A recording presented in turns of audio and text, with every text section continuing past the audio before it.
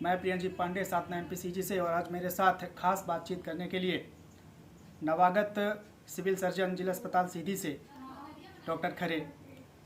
हाल फिलहाल में अभी एक ऑडियो वायरल हुआ था सर, जिसमें पूर्व जो सिविल सर्जन थे डॉक्टर देवेंद्र सिंह, उन्होंने काफ़ी गंभीर आरोप आप पर लगाए हैं और चर्चा का विषय बना हुआ है। कितनी सत्यता है उन आरोपों पर और क्या आधार है?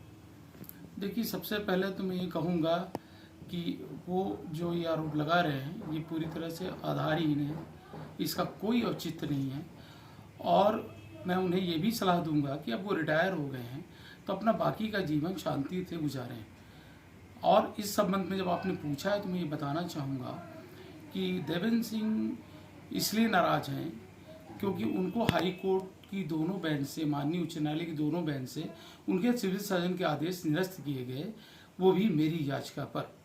मैं याचिका दायर नहीं करता उनके ऊपर, ना मुझे कोई सिविल सर्जन पद का लालच है, पर कानून की दृष्टि से जब उन्होंने स्टे हाई कोर्ट की माननीय उच्च न्यायालय की सिंगल बेंच से मेरा स्टे कराया, तो देखिए मुझे जवाब तो देना होगा क्योंकि मैं पार्टी था। और जब मैं पार्टी था तो मेरे वकील ने जो जवाब बनवाया उस जवाब के आधार पर उनको नुकसान हुआ, क्योंकि ये बात सत्य है कि उनके ऊपर 420 का मुकदमा अभी भी चल रहा है, उनके ऊपर बहुत सारे आपराधिक प्रकरण दर्ज हुए। अब कहना तो नहीं चाहिए पर मुझे आज विवश होकर बोलना पड़ रहा है कि इनके ऊपर बिजली चोरी का, सिलेंडर चोरी का तक मुकदमा है। और इसके साथ साथ जिसका घर इन्होंने लिया किराए से, उसका घर कभी नहीं खोला छोड़ा जब तक कि उसने कोई कानूनी कार्रवाई नहीं की। ये मजबूरी में मैं बोल रहा हूँ, मुझे नहीं बोलना चाहिए, पर उन्होंने मुझे बोलने पर मजबूर किया है। इसलिए सत्य, जब वो सत्यता की बात होती है तो मैं आपको बताना चाहूँगा। और मुझे इन सब विवादों से कोई लेना देना नहीं है। मुझे प्रशासन ने जिम्मेवारी सौंपी है और नियम के अनुसार सौंपी है। और हाई कोर्ट का जो हवाला देते हैं कि खरे को वर्जित कर दिया गया है जीवन भर के लिए, ऐसा फैसला कहाँ लिखा है वो दिखाएं हमको। वो तो एक माननीय उच्च न्यायालय के आदेशों की वो अपनी भाषा से उसका अनुवाद कर रहे हैं, जो गलत है। और डबल बेंच ने भी मुझे लिबर्टी दी है और अपनी रिव्यू पिटीशन फाइल करने की को अलाउ किया है, और जिसे मैंने कर रखा है। और बहुत जल्दी दूध का दूध पानी साफ हो जाएगा, दूध का दूध पानी का पानी साफ हो जाना है। और उनके द्वारा जो लगाए गए आरोप हैं वो पूरी तरह निराधार हैं, गलत हैं, बेसलेस हैं। और मुझे माननीय कलेक्टर महोदय ने सिविल सर्जन का कार्यभार सौंपा है, जिसे मैं बखूबी निभाऊंगा। मैंने पहले भी निभाया है। मैं 18, 19, 20, 21 इस समय मैंने जब कोविड चला है, और कोविड-19 में ये ऐसे चिकित्सक अस्पताल आते नहीं थे, तब मैंने अपनी ड्यूटी यहाँ अदा की, अपनी जान की बाजी लगा के, अपने परिवार की जान की बाजी लगा के।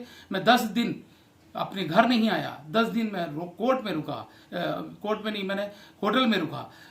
मैंने पूरी ड्यूटी कोरोना की अपने अकेले दम पे की। और आज दिनांत तक मैं बड़े फक्र से कह सकता हूं कि मेरी 32 साल की नौकरी में न कभी मैं सस्पेंड हुआ, जबकि डॉक्टर देवेंद्र सिंह 6 बार सस्पेंड हुए। न मेरी कोई विभागीय जांच है, उनके ऊपर विभागीय जांचों का एक लबादा लगा हुआ है।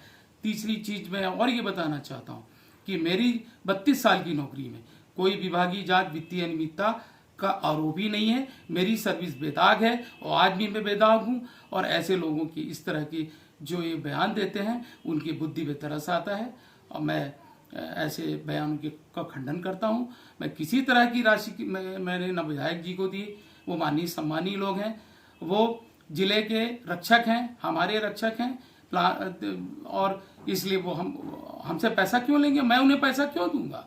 ये तो माननीय कलेक्टर अभी तक उन्होंने कोई ऐसी प्रूफ भी नहीं सामने लाया है कि जिस तरह से 15-15 लाख की बात कर रहे थे कि खरीद फरोख्त हुआ, लालच दिया गया, तो अभी तक उनके पास कोई ऐसा सबूत भी सामने उन्होंने नहीं पेश किया है।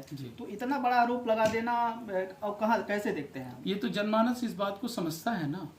मैंने आपको बताया वो इस तरह के आरोप क्यों लगा रहे हैं, क्यों चिढ़े हुए हैं, क्योंकि उसका कारण मैंने आपको बता दिया। मैंने उनके खिलाफ याचिका दायर की और उनका सिविल सर्जन का आदेश निरस्त हुआ और तत्काल प्रभाव से उनको प्रभार देना था। उन्होंने 2.5 महीने चिपक के उस कुर्सी में ही बैठे रहे और प्रभार नहीं दिया। और जहाँ तक पैसे देने का सवाल है, उसका प्रमाण पत्र प्रस्तुत करें ना, प्रमाण दें कब उन्होंने देखा, कौन सी गाड़ी उनके पास है, कौन सी रसीद उनके पास है, जो इस तरह के आरोप लगा रहे हैं। इस तरह ये आरोप आधारहीन है।